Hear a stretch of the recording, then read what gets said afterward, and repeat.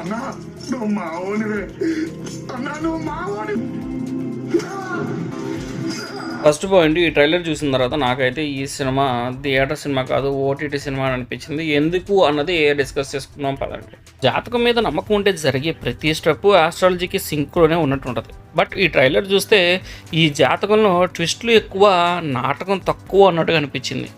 దేని గురించి మాట్లాడుతుంది అనుకుంటున్నారా? సారంగపాణి జాతకం ట్రైలర్ అయితే వచ్చేసింది. And first impression concept is interesting, ఎగ్జిక్యూషన్తో ఇంకా డౌట్ అయితే ఉంది నాకు. మరి ఈ విషయం ఏంటో తెలుసుకునే ముందు welcome to portal channel.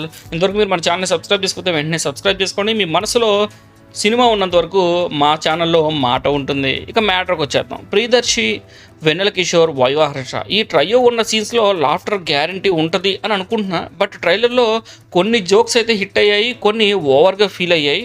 రైటింగ్లో originality కన్నా కూడా మేమ్ కామెడీ వైబ్స్ అయితే ఎక్కువ కనిపిస్తున్నాయి. కొన్ని 18+ కూడా అనిపిస్తున్నాయి. చూడాలి మరి ఎలా ఉంటుందో. ఇక స్టోరీ గురించి చెప్పాలి అంటే ఈజీగానే మనం ప్రెడిక్ట్ చేసేయచ్చు అనిపిస్తుంది. ఎందుకంటే హీరో ఆస్ట్రాలజీలో డీప్గా నమ్మేస్తూ ఉంటాడు. హీరోయిన్ని కలవడం, ఓల్డ్ లవరు అవసరాల శ్రీనివాస్ ఎంట్రీ ఇచ్చేసి హీరోయిన్ని డిస్టర్బ్ చేయడం, సో హీరోయిన్ని పెళ్లి చేసుకుంటే మనోడికి ఆస్తి రావడం, ఇవన్నీ జరగడంతో ఎలాగైనా అవసరాల శ్రీనివాస్ నుంచి హీరోయిన్ అయితే కాపాడేస్తాడు అనిపిస్తుంది. సో ఈ విధంగా చూస్తే ట్రైలర్ చూసిన ఎవరికైనా సరే ప్లాట్లో 70% సినిమా అయితే అర్థమైపోయింది అనిపిస్తుంది.